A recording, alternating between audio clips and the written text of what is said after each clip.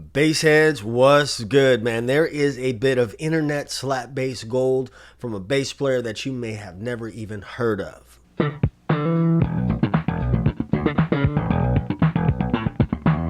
Buddy Hankerson's slap bass style is the secret sauce behind some of the funkiest grooves out there. In this video, I'm going to show you how that is done and give you some of that secret sauce, some things to look for when you are learning and creating funk bass grooves. Before I show you this transcription, I want to mention a couple of things. I have not done the full transcription just yet for a couple of reasons. One, this is going to keep you busy for a little while. Number two, I will, the deeper transcriptions and all that stuff is over at the Groove School. There is a link below for a 10-day free trial. Okay. Having said that, let's take a look at what I've done so far.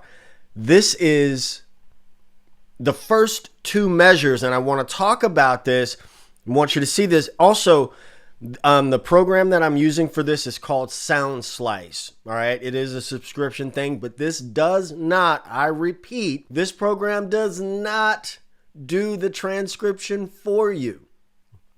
It does not. This is what I have gone in and listened and transcribed on my own. So I just want to let you know that. Don't go tell nobody that I told you that Soundslice was going to automatically do your work for it. So the first thing that I'm going to do, I'm going to loop this section real quick. I'm not going to play a lot of it just because for the whole copyright thing.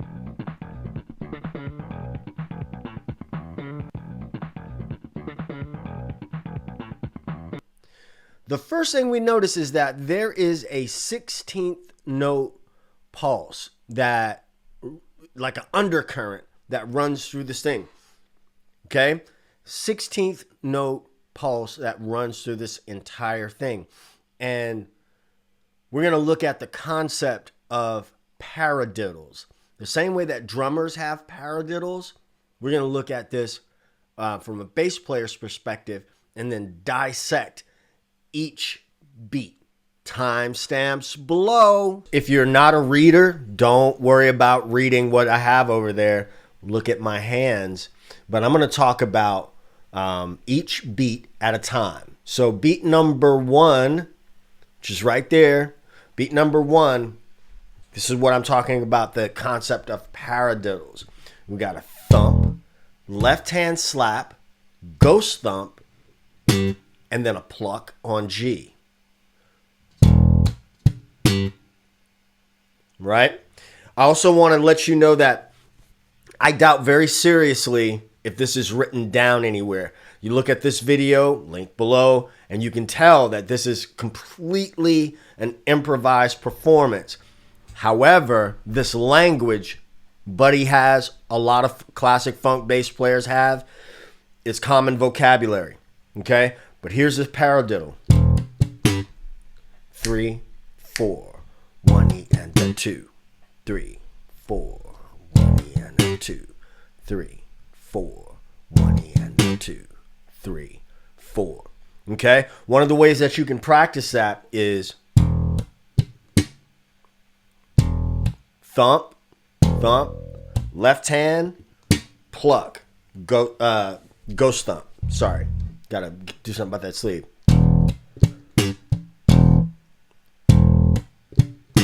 So let's bring in beat number two.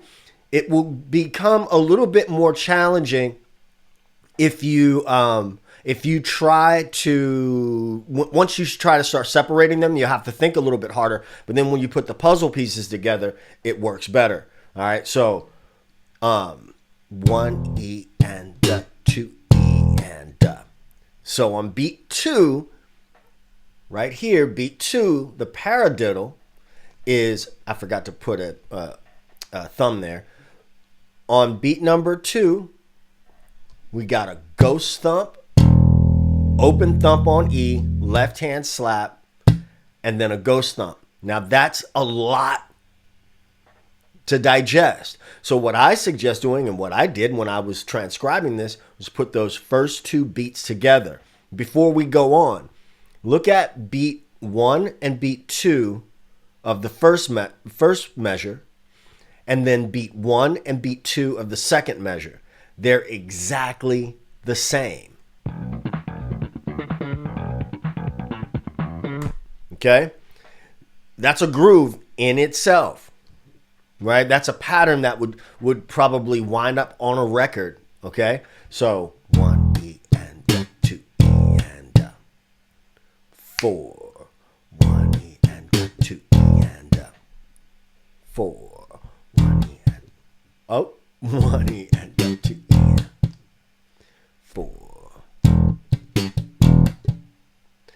Now I naturally want to add the downbeat of beat number 3. Right here, we've got this A, okay? That's an A, you're gonna be 7th fret of the D string. So that's what we're gonna do.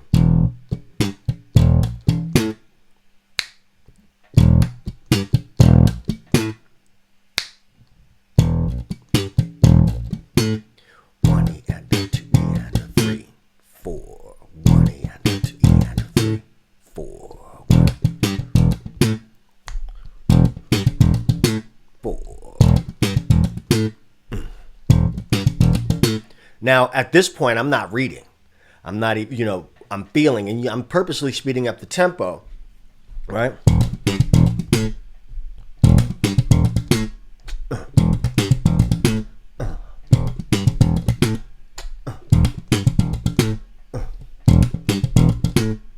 So what I'm playing on my left hand is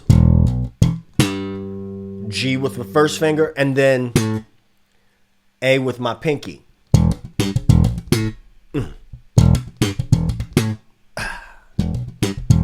Now that might sound crazy that I'm doing all the uhs and the ahs and stuff, but I gotta be the bass player whether there's a drummer or not, right? Whether there's a groove or not, a drum groove or not. Okay, so let's look at now beat 3 in its entirety. 1 E and or 3 E and 3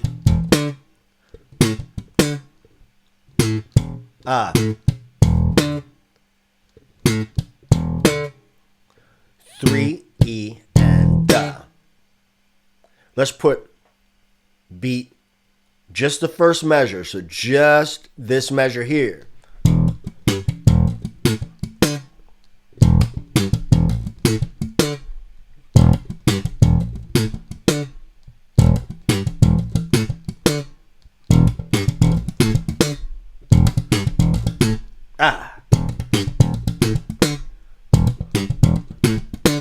Now, you see, once it becomes second nature, then something could go amiss or something that I didn't necessarily intend, and I can still keep going. So now we're going to add beat number 4. There's a rest on the downbeat of 4. So let's listen to it.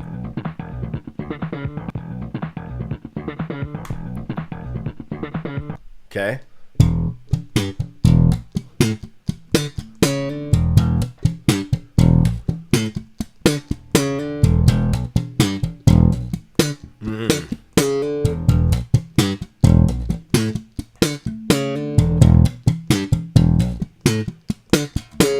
All right, so I'm going to throw on a beat, and I'm going to use Beat Scholar by Modalics for this.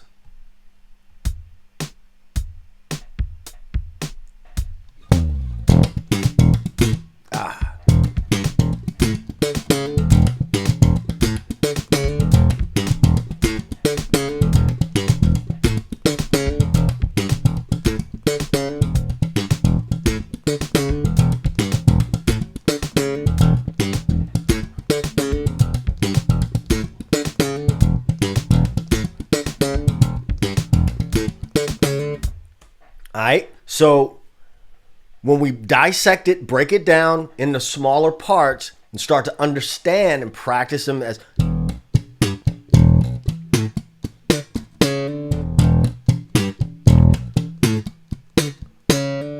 Okay, then we start to understand it a little bit better. We can practice small chunks at, little bitty chunks and then put them all together, like building a house. Let's go to measure 2.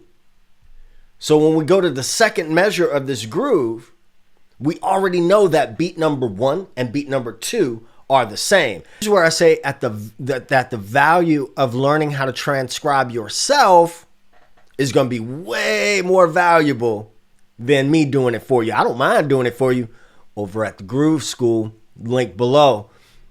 But when this is where I think reading and being able to read and write music starts to open up things for you a bit more.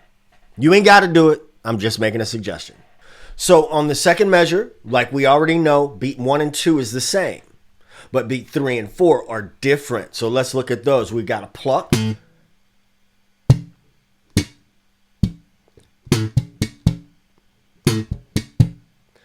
pluck on A, ghost thump, ghost pluck, ghost thump. 3. Well, let's put that on beat 1 and practice that. 1, 2, 3, 4. 3, 4. 3, 4. 3, 4. 3, 4. So now and then we've got classic hammer on from D to E, and then a pluck from C sharp. I forgot to put the sharp there. I will edit it and put the sharp in there.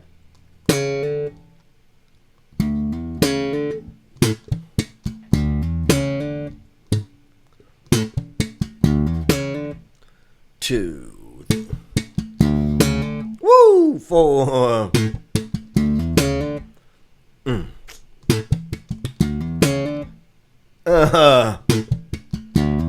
There it is.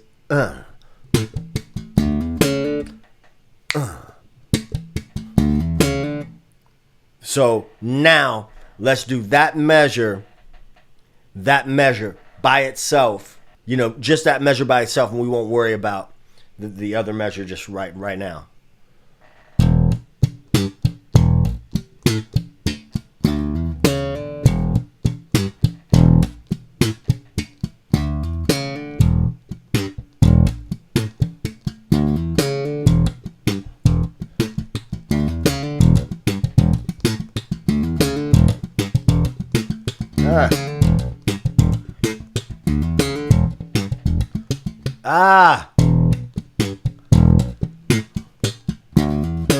There it is. Okay, now we're going to put both of those measures together. I'm going to use Beat Scholar again, but I'm going to slow the tempo down.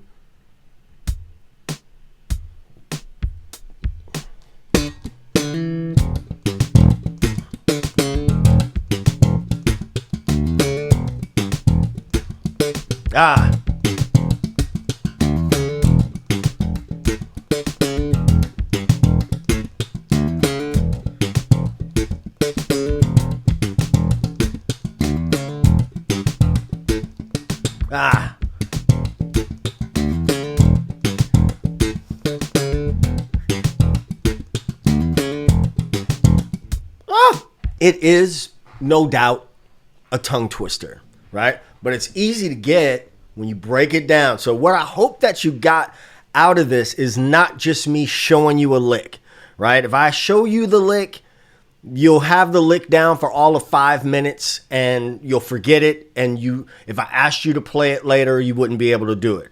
But if I tell you, here's my thought process, here's how you pick this kind of stuff out for yourself, it's like giving you a fish and giving you a fishing pole.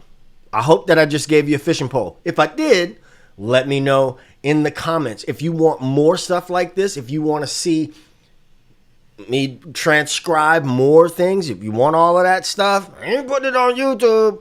Go meet me over at the Groove School. Link down below. Check out that playlist right there for some more iconic funk grooves. Peace. 2 fingers.